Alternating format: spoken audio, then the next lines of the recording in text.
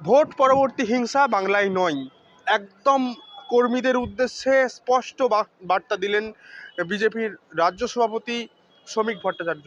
তিনি বললেন যে বিজেপি কিংবা যে কোনো মানুষ যদি কোনো রকম ভোট পরবর্তী হিংসায় মাতেন, তাদের বিরুদ্ধে দল মত রং না দেখে পুলিশকে আইনানুগ ব্যবস্থা নিতে, এবং কোনো তৃণমূলের কর্মীদের বাড়ি ভাঙচুর বা তাদের দলীয় কার্যালয় দখল একদম বরদাস্ত করবেন না। তারা যেমন আছেন তেমন থাকুন, এবং মুখ্যমন্ত্রী এবং তার পরিবারকে নিয়েও গালিগালাজ বা কুরুচিকর মন্তব্য করতে একেবারে বারণ করলেন কর্মী। দেখুন, 2021 সালের কথা আমরা কেউ ভুলে যাইনি। 2021 সালে একটা প্রবল হাওয়া ছিল যে বিজেপি হয়তো ক্ষমতায় চলে আসবে, কিন্তু সেখানে বিজেপিকে 77-এ থামতে হয়েছিল। তৃণমূল 200-র বেশি সিট পেয়ে সংখ্যাগরিষ্ঠতা নিয়ে তৃতীয়বারের জন্য ক্ষমতায় এসেছিল পশ্চিমবঙ্গে।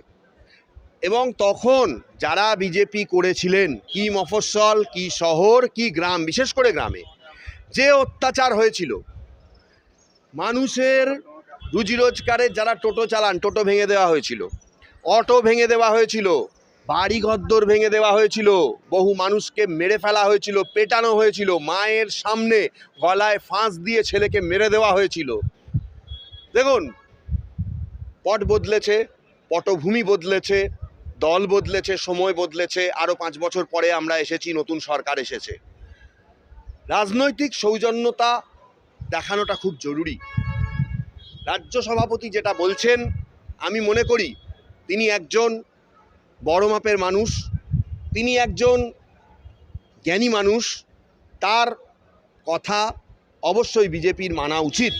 কিছু কিছু জায়গায় বিক্ষিপ্ত ঘটনা ঘটছে, কিন্তু যেভাবে আমি অন্তত বলবো কেন্দ্রীয় বাহিনী যেহেতু এখনও রয়েছে, সেই রকম বড় কোনো অঘটন কিন্তু ঘটেনি।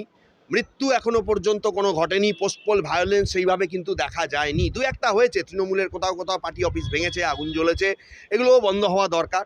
আমরা দেখলাম জগন্নাথবাবু বোলপুরে, তিনি একজন বৃদ্ধ বাবা, আমি তার নাম জানি না, একজন মুসলিম ভদ্রলোক, তাকে কিন্তু বললেন যে দেখুন, যখন 2021 সালে আমি হেরে গেছিলাম, আমি দাঁড়িয়েছিলাম, আমি হেরে গেছিলাম, আমার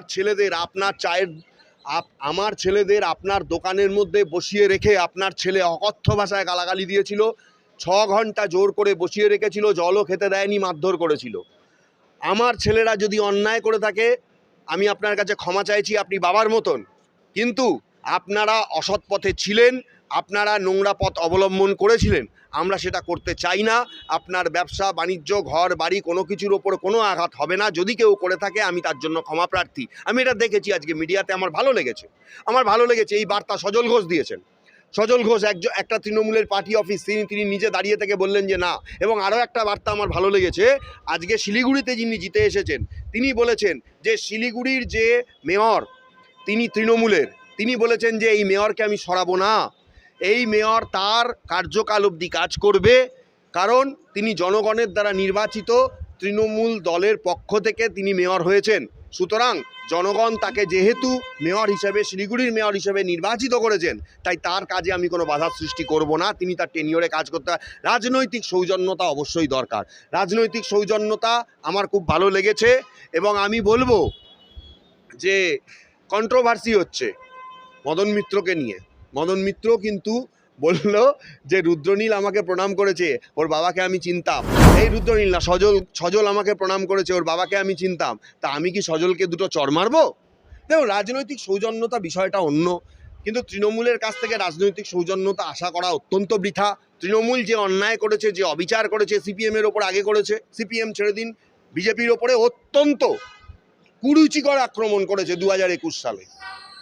পাল্টা কখনো দেওয়া উচিত নয়, আমি মনে করি পাল্টা দেওয়া উচিত নয়। প্রধানমন্ত্রীও কিন্তু বলেছেন বদলা নয়, বদল হয়েছে কিন্তু বদলা নয়।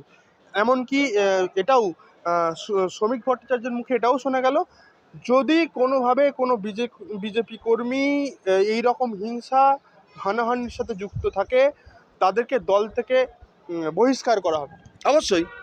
অবশ্যই দলের মধ্যে যদি এরকম কোনো লোকজন থাকে যারা বদলা নিতে আগ্রহী, সুযোগ নিচ্ছে, তাদেরকে দল থেকে বহিষ্কার করা হবে। কেন করা হবে না? কারণ অনেকেই পাল্টিবাজ, এখন দলে ঢোকার চেষ্টা করবে।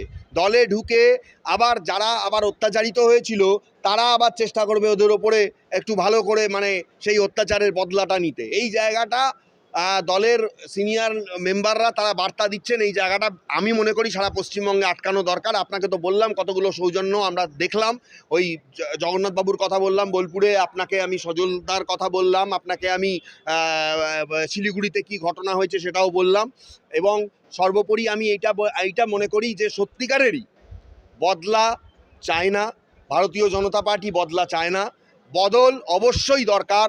মানুষ রায় দিয়েছেন। না হলে আমি সত্যি কথা বলছি, যাদের প্রচারে সেরকম লোক ছিল না, যাদের প্রচারে হয়তো তারা মানুষের কাছে অতটা পৌঁছাতে পারেননি, আজকে বোতামটা কিন্তু তাদের হয়েই সেই পদ্ম ফুলে বোতামটা মানুষ টিপেছে এবং তাদেরকে আজকে নির্বাচিত করেছে এবং আজকে মানুষের কাজ করার তারা সুযোগ পেয়েছেন। আমি চাইবো প্রত্যেকটি বিধায়ক যারা মন্ত্রী হবেন এবং যত কর্মকর্তা ভারতীয় জনতা পার্টিতে রয়েছেন তারা সবাই মিলে একটা নতুন দিনের সূচনা করবেন।